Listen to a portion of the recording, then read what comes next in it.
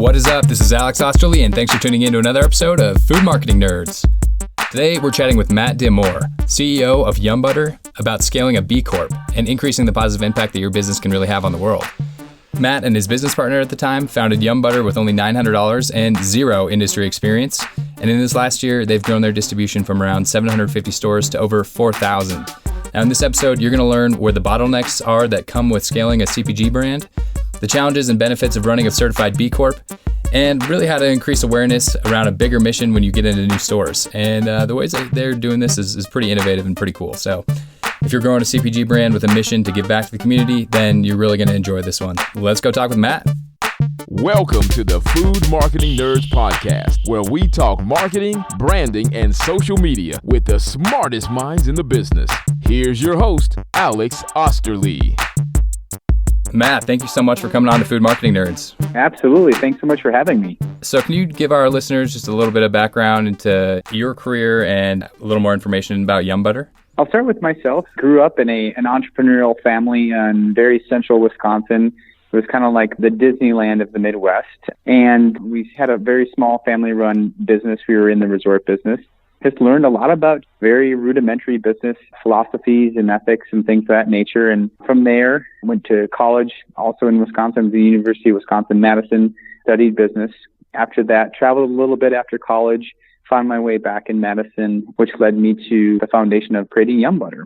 Yumbutter, for the listeners who don't know, we craft mouth-rocking, world-changing nut butters. Mouth-rocking aspect of that, we're using amazing organic nut seeds and superfoods for all of our bases and inclusions. And then the world-changing aspect, which I'm sure we'll get to in a little bit, just more about the philosophy of why we're doing what we're doing. We have 7-ounce multi-serving pouches, and that's been something that has gotten us on the map a little bit, as well as our traditional 16-ounce glass jars. And so what was the inspiration behind founding Yumbutter? So Yumbutter really was founded under two main principles. One was our love. When I say our, it was my co-founder, Adrian Reef, and myself, our love of the food itself. So we'd always been fueling ourselves with nut butters. Adrian was super athletic, along with myself. It was always just a great alternative snack and fuel. But more importantly, when we got together, we first established, okay, great, we've got this amazing love for nut butters, awesome. But what about this whole aspect of like how businesses are being run today? And both love dissecting systems and structures and looking at trends and basically noticing that, in our opinion, how things were being done wasn't leading towards the best outcomes. And so what could we do in our small little bubble to create what we would call a new paradigm or a way of doing business? We took a lot of inspiration from some amazing companies that have been doing that forever. So it's not like we reinvented or invented any new wheel. Brands like Patagonia, who's one of our brands that we love, obviously Tom's Shoes, and people who are doing more of the buy one, get one, or buy one, feed one model. But that's really where we have a deep passion, is like, how can we continually improve the current system to be more inclusive as opposed to exclusive, and really create positive change with every aspect or element of the business. So can you speak a little more to the idea of when you guys first started Yumbutter and were looking at food systems and just processes in general, and maybe give some specific examples of how you guys moved away from the status quo? Sure, absolutely. Well, one is we always play with some of our wording, and we call it holistic responsibility. So basically, is there any element of the business that we're touching, whether it be from the supply chain, whether it be from the actual materials that we're using, how we're treating our employees, that can be done differently and to create a win-win-win? So starting with the basic component, work external to internal, we do a thing called buy one, feed one, which is similar to like the Tom's Shoes type of model. So for every unit of Yumbutter that's purchased, we provide holistic healthcare to children and moms in need. So right there alone, it's like, okay, it's the gift that keeps on giving in our mind. And not only are you putting amazing organic, Yumbutter in your belly, but you're also helping feed and also do dental and medical work for somebody else. So instantaneously, it's that our business is being a catalyst always for something outside of ourselves. Taking it back into that nucleus, our production, we've partnered with, and part of our production, I should say, a facility that employs people with disabilities, and they're actually paid minimum wage and up to help produce some of our jars. And then, just every single aspect, whether it's from our labels, we're looking at using materials that aren't paper-based, where we host our website, to how our employee days are structured and things of that nature. Basically just saying, how can we continue to work with how things are now versus how things were before, and it can kind of continually show, for example, the biggest stuff, with the buy one, feed one, there's a lot of people that says great, but that's all kind of foofy or airy-fairy and stuff. And the business is strictly about paying back its investors. And for us to be absolutely, we can do that, and we can do this other part of the business as well, because we feel like that business has the greatest potential to create change. And so let's try to bundle everything within that context that we can and not exclude anything out. And I'm definitely interested in hearing more and getting more into the buy one, feed one program and all the differentiating factors about Yumbutter, the great things you guys have going on with your company mission. Kind of backtracking to the foundation of the company and how you've grown into the organization you guys are today. So you first started out with $900. Adrian, yep. You want me to go into that story just a little bit more? Yeah, that'd be great. When we came together, sometimes I think it's ignorance is bliss, right? Where you don't know what you don't know until you know it. And then sometimes when you know it, you wonder if you'd ever do it again. So Adrian and I, we just set out with just a huge drive. I call it the beginner's mind. So coming to whatever we are in a humble place, knowing that we really didn't know much. We both didn't have any experience within the food industry. I had a fairly decent scope of the inner workings of business after growing up with my family business. So we just came to the table being you know what, we don't quite know how we're going to do this. We really don't know what we're getting into, but we're going to go for it anyways. And there's potentially some wisdom in that, maybe not. Depends on how you look at it. But we started out with literally $900. We went to the local Home Depot, bought a food processor because that's how we thought you would, make nut butter. And we called our friend who, at the time and still does, has an amazing bake shop in Madison. And we said, hey, Anne-Marie, I think we need to have this thing called a commercial kitchen to produce our nut butters. And she kind of chuckled. And so we started producing our nut butters in uber small batches, which is 4-pound batches.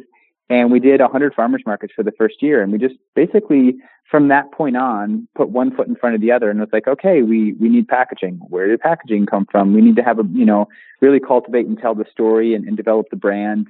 So we really, we didn't have any previous industry experience. We didn't have anyone really guiding us per se. And then we did meet a few amazing people who are still an integral part of helping Yumbutter's evolution grow after a while. But that was really the trajectory. It was just we were really dedicated about doing it. And I always say scratch your own itch, right?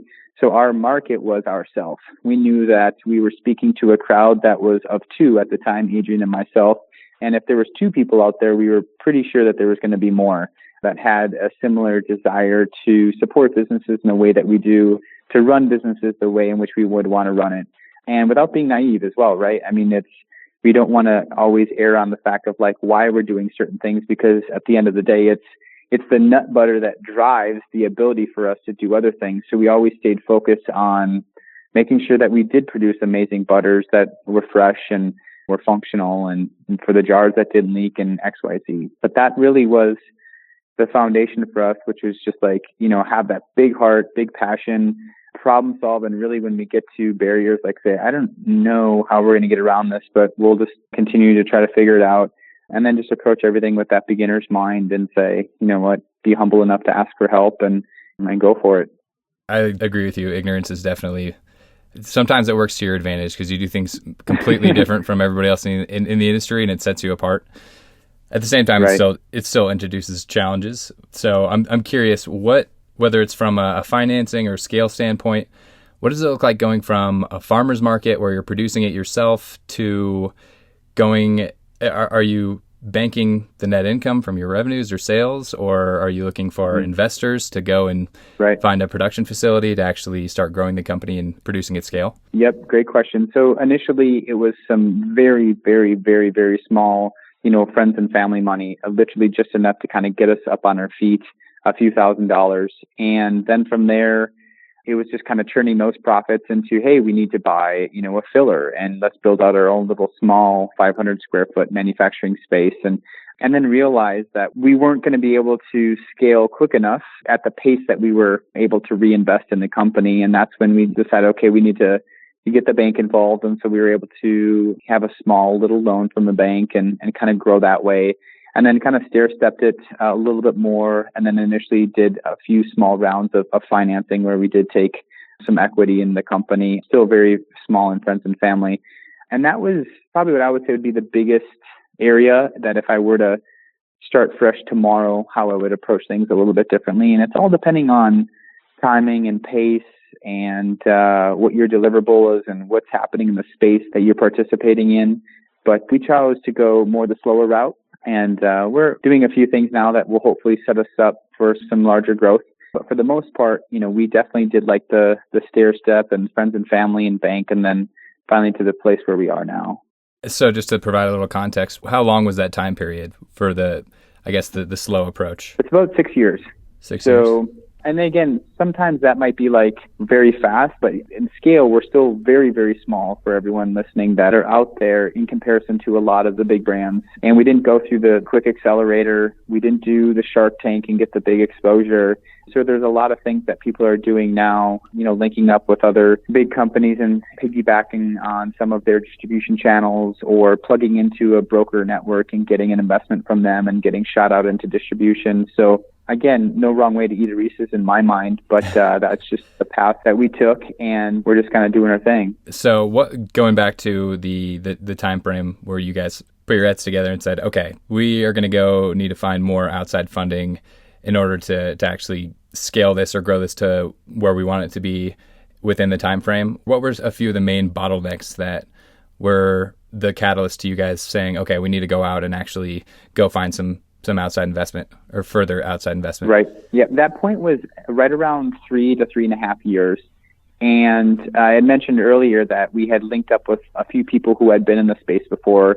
And one person in particular came to us, and she's amazing because she basically drops truth bombs on people and, kind of crushes everyone's romantic fairy tale endings of like what everyone thinks it's going to be, but in a good way. And she's just like, hey, Matt and Adrian, here's what's going on. And she had the ability to scale and sell her company in about 5 years. And she said, here's really what is happening in the food space. And here's what the cost of going into distribution is. And here's how much it's going to cost for you guys roughly to try to scale, and have a 5 to 10,000, door footprint and basically just laid out all the costs that we weren't really knowledgeable on. And she said, in order to do this, it's kind of like in the Matrix, the movie, like you take the blue pill, you go down that rabbit hole, you take the red pill, you go down that rabbit hole, right? And she's like, this is what's going to happen to your lifestyle potentially. And it's also like, here's what you might have to give up to get. And it's just all the different tracks because we could write the story, I guess, however we wanted to. And at that time, we said, well, we feel like we have this, again, going back to the mission, which is we want to be able to improve the lives of as many people as we can. And we want to provide as much therapeutic and holistic healthcare to as many children as we can. And we want to use our business as that platform, right?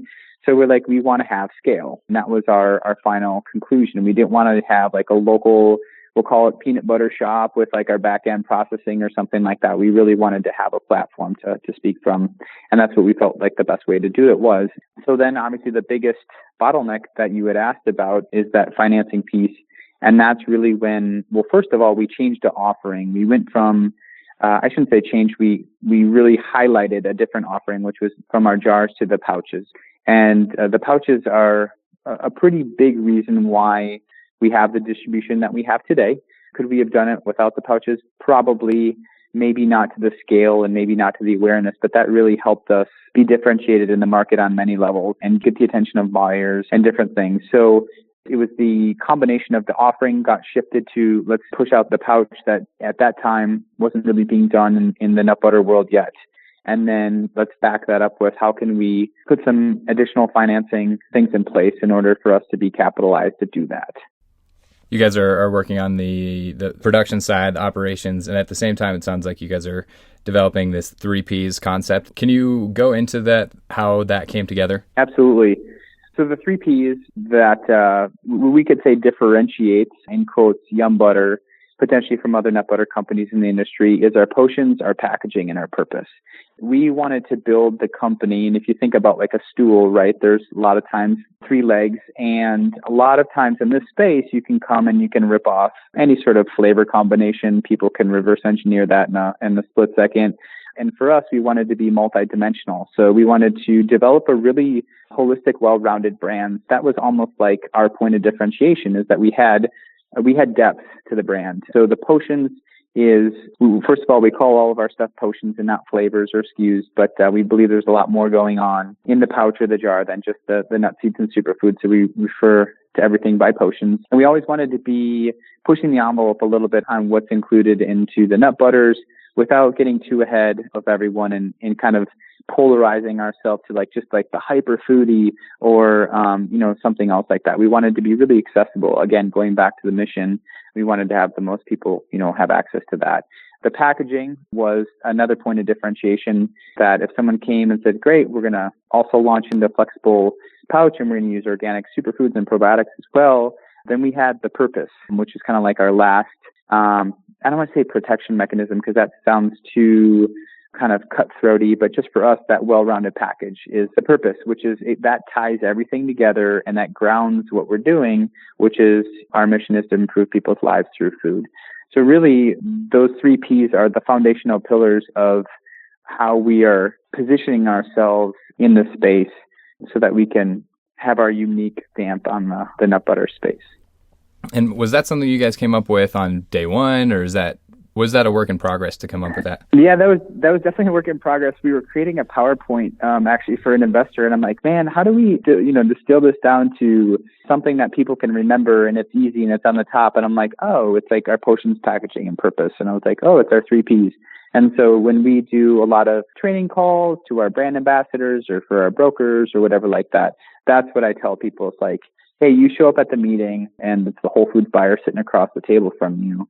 And they're like, why in the world is this different than from this other butter that I have right here? And it's $1 less, and they're like, well, let me tell you. And so they can kind of go back and revert back to that. So it's definitely a work in progress. And for us, it's almost like identifying what we were already doing, but didn't have context or language or structure around it to talk about it. Interesting. So it's clearly working. You guys how many stores are you guys in now? We're in about 4,000 stores. So we, this year was our largest growth year. We started out the year around 750, and then we'll end the year at around 4,000. And a bulk of that was due to our national target rollout, which we were very, very happy and excited about. But a big year for us. Wow. Congratulations. Thanks so much. Is there anything any systems or processes in particular that you guys had to implement in order to sustain that kind of increase in distribution? Mm-hmm. I think everything started actually, I always go back to the base. I'm like a very rudimentary kind of nuts and bolts guy. And for me, I start with the team, which is like, okay, everybody, we need to up our communication. And I'm a big thing on execution. So less is more. Every single thing was, if we're going to do it right, we're going to do it right the first time. And we're not going to go back because going back costs us time and money. So whether it's writing an email from the very basics to, when we're purchasing ingredients and all that, literally just make sure that we as a team are all humming, we're all communicating properly, we're all checking in.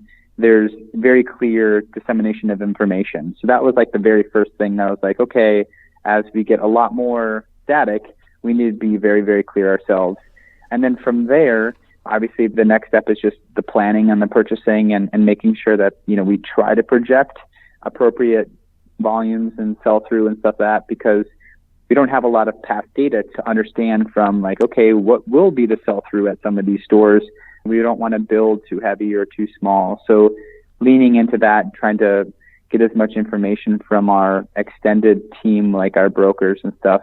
So that would be like the second element. And then the last piece is just making sure that we don't run out of money. It's always the top of mind when you scale. It costs a lot of money, which we talked about. So making sure that all the numbers and the projections and everything like that are matching what we're planning to execute on the front end. So as far as communications internally go, do you guys use a Slack or any sort of project management, or is it mainly email?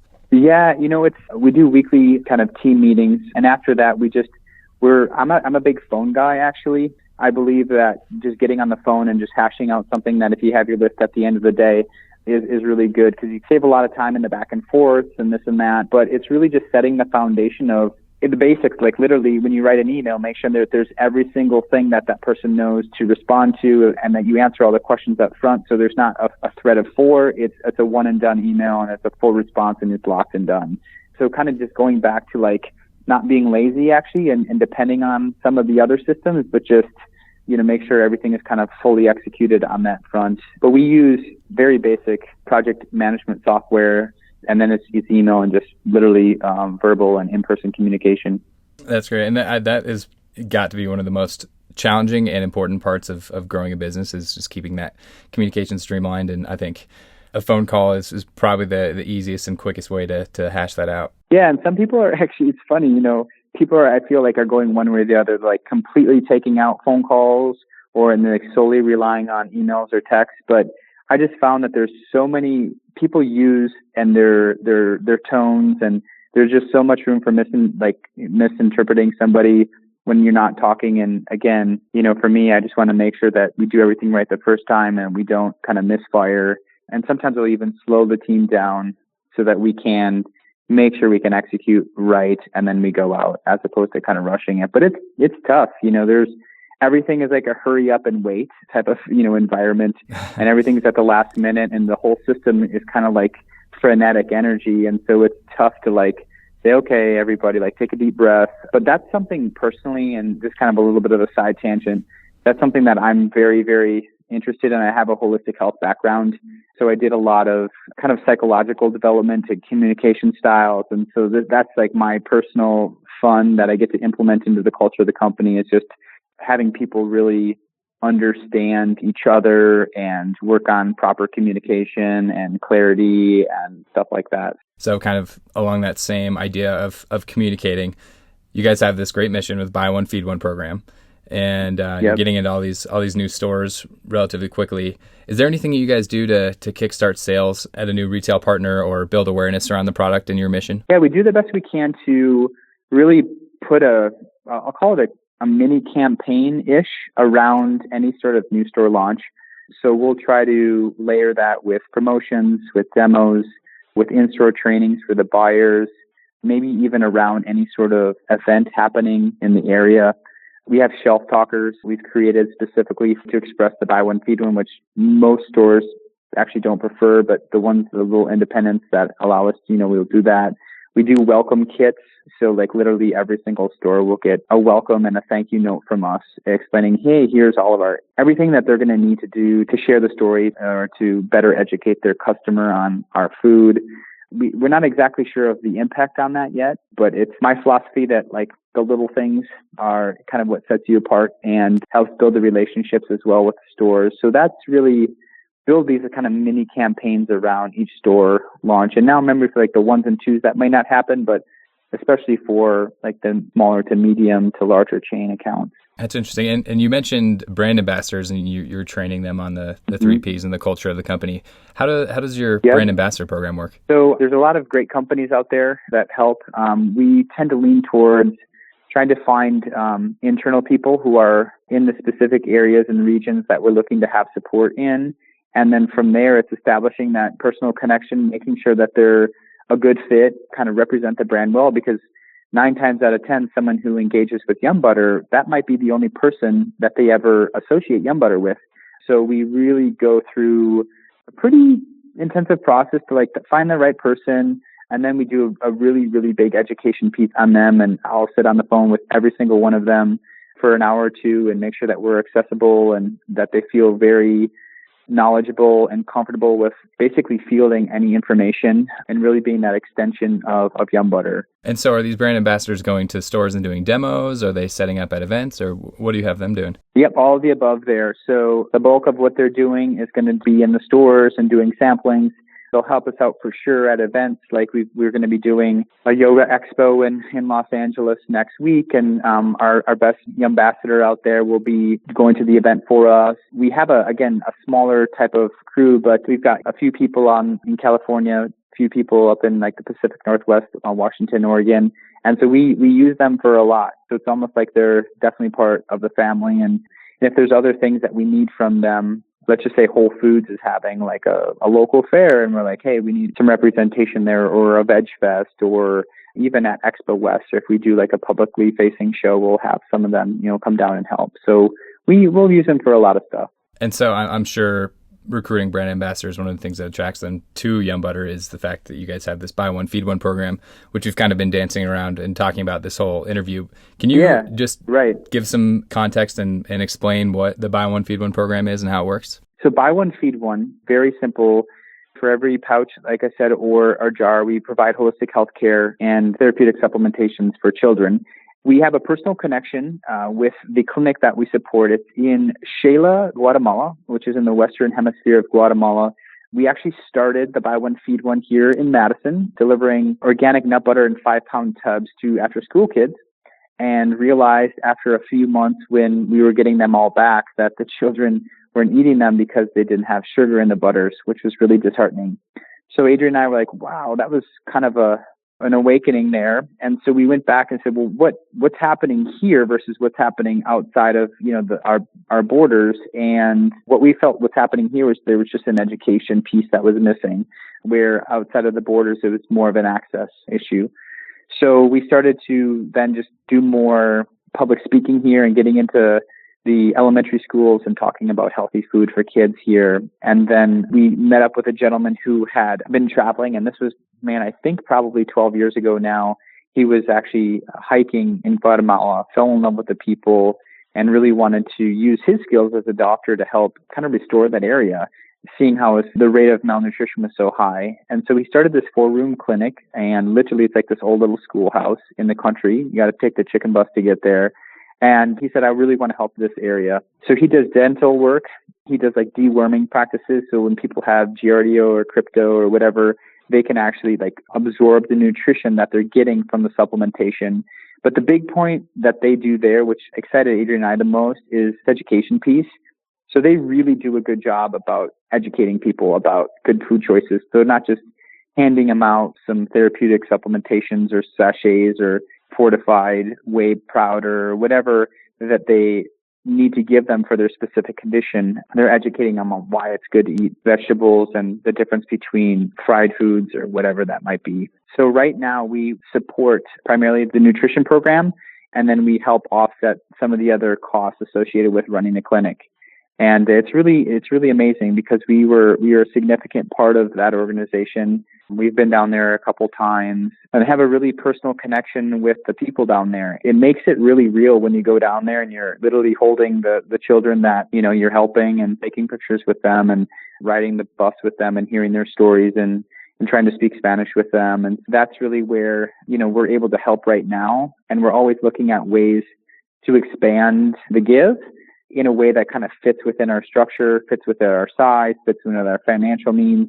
And again, going back to that, taking things almost full circle about, okay, that's great. This is what we can do. But like, what's kind of like the next evolution? And we get really excited about that education and kind of teaching people the fish model as opposed to fishing for them. So we've got a lot of cool ideas that we're looking into, but it's always just, exciting because scale for us and a bigger platform means, we get to be more creative on how we can put more smiles on people's faces. So that's a little bit more about the buy one, feed one. And so I see from your website, you guys are registered as a B Corp. What is what's the process of becoming a B Corp and potentially some challenges that come along with that? So B Corp is actually a certification status. A benefit corporation is you're actually a legal entity that have gone through the B Corp certification. In Wisconsin, unfortunately, you cannot become a benefit corporation. However, there's, I believe now like 32 states that you can, where they've passed legislation. So for Yumbutter, we decided to be a B Corp now over 2.5 years ago. We were the 3rd B Corp in the state of Wisconsin. And for us, a couple of the reasons why we chose to do that. One was we were, in essence, running as a B Corp before we even knew what a B Corp was, right? So a lot of the things that allowed you to apply for the assessment for the B Corp was in our ethos and our DNA just by sheer nature of how we wanted to run our business. So we said, great, how cool is this platform that can actually give us some accountability metrics and put some structure around what we're doing and allow us to keep pushing our own envelope. and you get a fairly robust assessment, and it literally scrapes every single element and aspect of your company, and you get assessed. And if you pop out the other side with an 80% or higher, you get to become a certified B Corporation or a B Corp. And then if you have that and you want to apply for the legal status, you can do that if you're in the states that accept that kind of legal filing status. So for us, we got reassessed. You get reassessed every 2 years. And obviously you hope to go up. And we went from like an 84 to 100%. So we're really excited about that. And then Yumbutter was recognized as some of the top 10% in the community awards for the Best for the World B Corp last year. So basically the impact that we're having in comparison to our overall size of the company. But it's really cool. There's some really big companies that have jumped on the B Corp train. One in the food space. I think the first one really to push that message out was Plum Organics, and Plum became a B Corp actually as they were being acquired. So they really put their stance behind B Corp. And then one of the largest distribution companies in the space is called KeHE.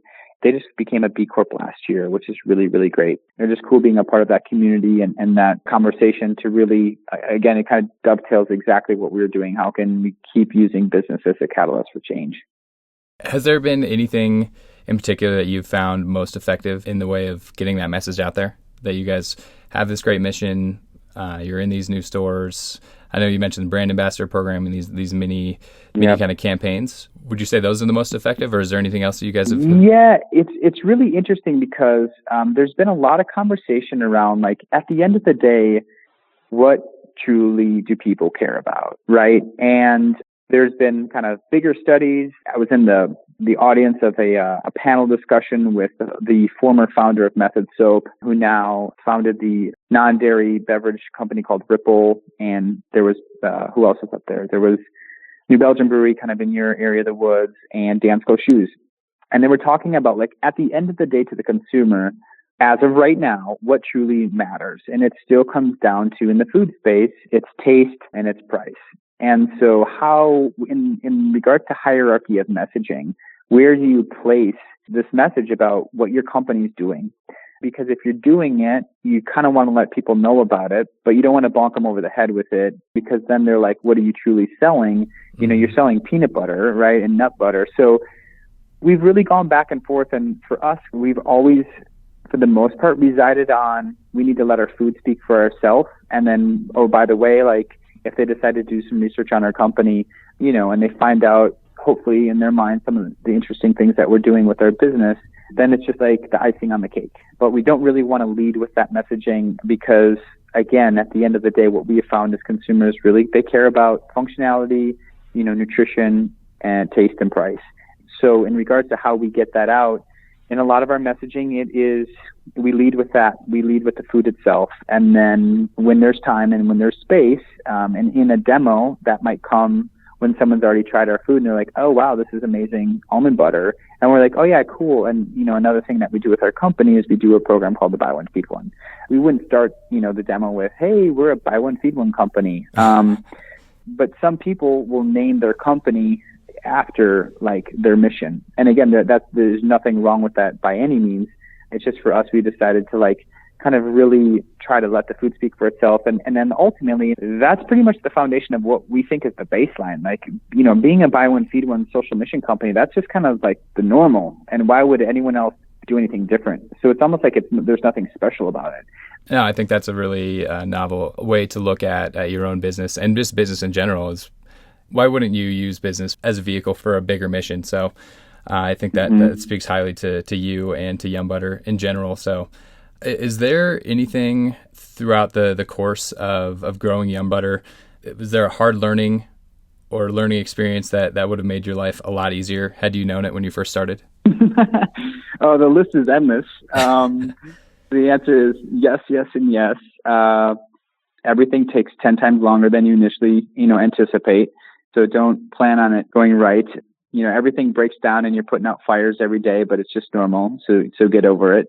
And then the fact that, like, you can have the coolest thing in your mind in the whole world, and that doesn't mean anyone's going to want to buy it.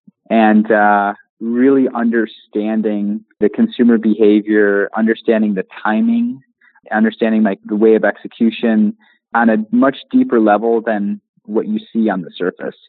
So those are the things that for us, and we look at all the time, like, okay, wow, there's so much happening just in general, just call it in retail or consumer packaged goods space, and then drill it down to like, there's a lot happening. Like there's a tremendous amount of, brands coming into the nut butter space is becoming, I would say, more trendy in the last 3 or 4 years as people are moving away from, animal proteins to plant proteins.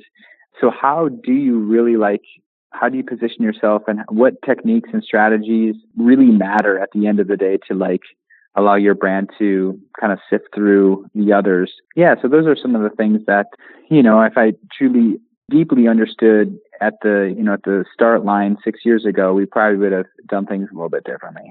Is there anything else that you do on a regular basis from a productivity standpoint that helps you get more work done, or to focus on the things you need to be focusing on as a CEO? Yeah.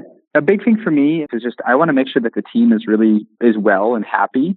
And if they feel cared for, if they feel heard, if they feel understood, I'm personally checking in with them on not just like, hey, did you get your stuff done? But it's like, I want to know like how you are, like, break it down. And so there's like this deep acceptance with, at least I try to create that with the team. And I think once there's that, then they can operate, clearer, more efficiently.